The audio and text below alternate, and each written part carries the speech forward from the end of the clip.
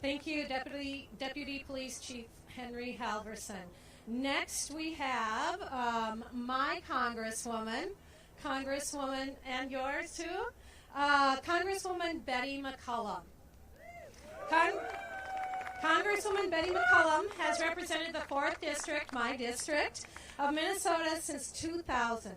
She is a long supporter of the Native American community. She has served as co-chair of the bipartisan Congressional Native American Caucus and is the chair of the Interior Environment Appropriations Subcommittee. Welcome, Congresswoman.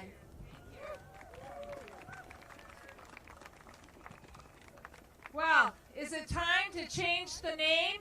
Yes. Is it time to change the mascot? Yes.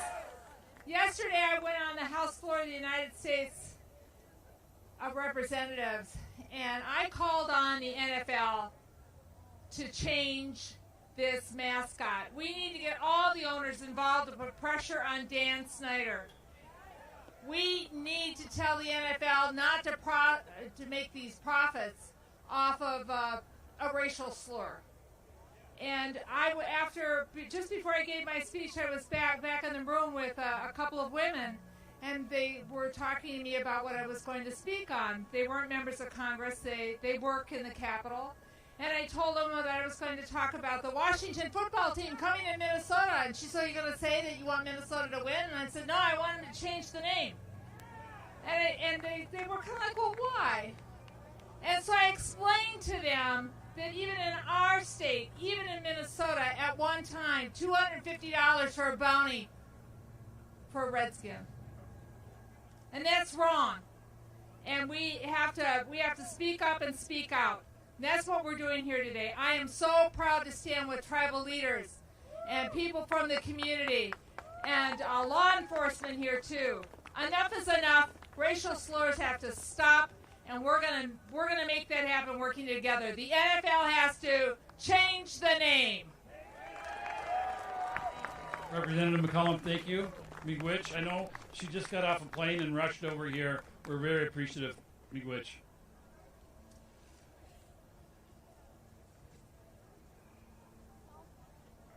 Our next invited speaker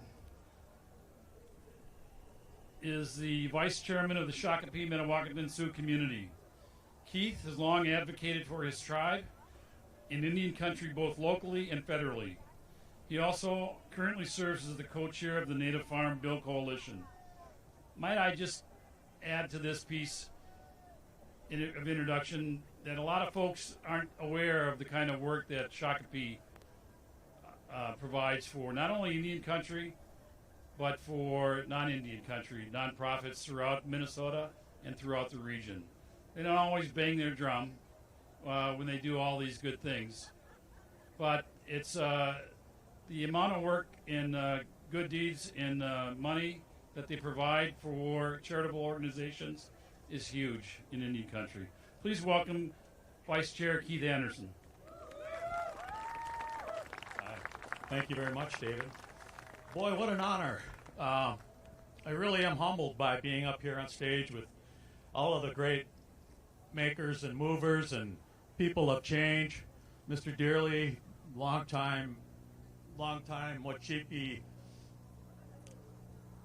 MC, Betty, longtime friend in Congress, Secretary Treasurer Becca Crook Stratton, our Chairman Charlie Vig over here. And David's right.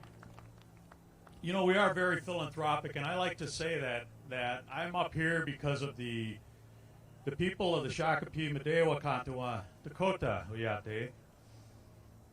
They've given me this honor, and I don't take it lightly at all. And I see some of you members out there. I'd like to recognize you. You are the ones that provide for those donations, and you're the ones that allow us to do the things that we do. So by your will, thank you for allowing me to be up here to represent you. I know I'm not up here to preach what we've already talked about, but as Native people, we continue to fight, and we fight in my lifetime for decades, we fought to try to educate people in the government, in the world, that this isn't special rights, This isn't given to you rights. This is inherent rights. The inherent rights of Indian people to govern and to do and live and display our culture as we see fit. The Washington team's name represents a continuous lack of respect and dignity. And, I understand. I was thinking today that a team has to have a name that represents strength and courage and, whatever, a Viking, Jaguar, whatever these team names have to have. But I got to think, well, what does that represent? The Redskins. We can think about all the definitions in history, but here's what it means to me. It means that the fighting strength and survival of a people who are overwhelmed against all odds, wiped out, disease, shot, broken deals, attempted genocide, you name it, and you know all of the things that we've gone through to continue to be here and to continue to survive. A culture erased and glorified through misrepresentation is what you got here. And Peggy's right. She has to tell her daughter that the representation of this team name is supposed to be something that is glorified in Hollywood and misrepresented throughout the country and in history and in all our teachings. We deserve better, and we do this so our children may live.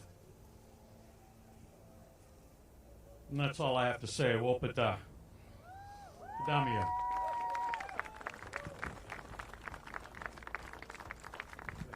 Damia. Miigwech, Keith. Our next speaker is President Shelley Buck from the Prairie Island Sioux community. Shelley? Thank you. Hamatakayapi, Dakota Ia, Patewa Choria Michiapie, English Ia, Shelley Buck Michiapie, Damakota, Tituita Hamataha. Hello everyone, my name is Shelley Buck and I'm the president of the Prairie Island Indian Community, and I'm so honored to be able to be up here. I wasn't scheduled to be up here, so thank you to all of you for letting me sneak in. I do have to scat because I am Dakota, but I'm also a student, so I've got to get to class. But it's really time to change the name. It's time to stop all of the stereotypical efforts against us. I always wonder, people ask why. Y'all know what the term Redskins means and where it comes from. And every time I hear that, it breaks my heart to know that my ancestors were hunted for who they were, hunted because of something they had no control over and something they were very proud of. I also wondered, why hasn't it happened yet? When my kids ask me, what am I going to tell them? And it didn't become really clear until the playoff game between the Atlanta Braves and the St. Louis Cardinals. When the Cardinals won, one of the, I think it was a news station or a newspaper out in San Francisco had Braves Scout. That's what it's come to. When this stuff is able to continue going, they're perpetuating the stereotype. They're perpetuating either the one where we don't exist anymore and we're simply on a page in a history book, or they're perpetuating the stereotype that we wear buckskin, loincloth, and feathers in our hair all the time. We're more than that. We're doctors, we're teachers, we're lawyers, we're moms, we're presidents of sovereign nations, we're lieutenant governors of a wonderful state of Minnesota, we're congresswomen, congressmen. We're all of these things and more. We're students. I see a lot of young kids out here. So please help us change the name. It's going to take more than just us. We need our non-native friends and family to help us. And if we all come together to change this, it can be done. Padami Ayepi. Thank you. You know, before I introduce the next person, when I'm not at the state legislature, I'm a teacher. I'm a library media specialist at a middle school. And today there are a bunch of people wearing Vikings jerseys and shirts, getting really excited for the game. And one of my coworkers said to me, are you going to the game tonight? And I said, well, I'm sort of going to the game tonight. I'm going to MC the rally protest. And he looked at me and he said, why don't you guys just get over it? And I'm telling you, I just about lost it on him. And I looked at him and I said, are you kidding me? In this day and age, you would say that. I said, if we put the outline of a person of color on a jersey and named that team the N-word, would that be okay? And he just looked at me like, what are you talking about? And I said, when you say get over it, you're telling us that we have to get over colonization. The fact that our ancestors were intentionally infected with diseases. I gotta grab her quick here. Our ancestors were I don't know where she's polluted and at. poisoned with alcohol, and then everything was stolen from them and taken advantage. That we have to get over all of those treaties and agreements that were really nothing that were going to be kept anyway, but the land was stolen and never given what was promised, and we're supposed to get over that. We're supposed to get over the lack of education and health care for our ancestors. And we're supposed to get over all those missing and murdered Indigenous women and girls and boys and men. And he just looked at me and went, wow, I had no idea. And that's the problem. People have no idea. And this is why it's so important that we make sure that this mascot, that this team changes not only its name, not only its mascot picture, but changes its attitude and helps the rest of the United States change its attitude as well. And so with that, I am going to introduce, I kind of went on a rant and rave there, everybody's getting me going.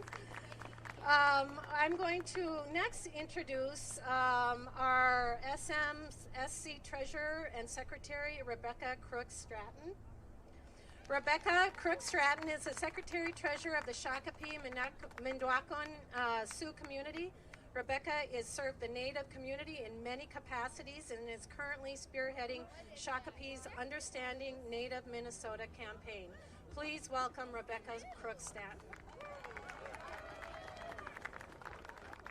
Ha matakiapi, hahana zikata winmie, chante washte, unnape, chiu zapiye, wasichuiye, Rebecca Crooks-Stratton, amakiapiye, shakpe, bede wakantua, ma Dakota, donya, yahipi, iyokpi, uyampi. I'd like to apologize to all my elders and my Dakota speakers because I'm just learning, so please forgive me if I don't get it right. Welcome, all my relatives. It's great to see you here. As I looked out over the march today and looked out over the crowd right now, I'm humbled to see so many faces. I see Native advocates and allies, youth and elders, people of many different backgrounds, all here today to stand up for what is right, to stand up for respect for Native peoples. I'm particularly glad to see so many young people here at this rally and other rallies like it. Across the country, I'm inspired by our young leaders who are bringing attention to important issues in Indian country. Not only are they raising awareness, but they're finding solutions and making progress in our communities and across the country. We are here today to stand up for our young people, to honor our elders and ancestors by showing up to say, we are still here. For too long, the narrative about Native Americans in the media, in stories, in entertainment, has been incorrect. For generations, Native youth have been subject to these gross mischaracterizations. Today, we come together to say enough. We as Native people have rich communities and cultures, diverse and separate governments, and modern stories to tell. We also have a long and storied history that continues past the 1900s and is enriched every day by the significant contributions we make to today's society. Contrary to what most people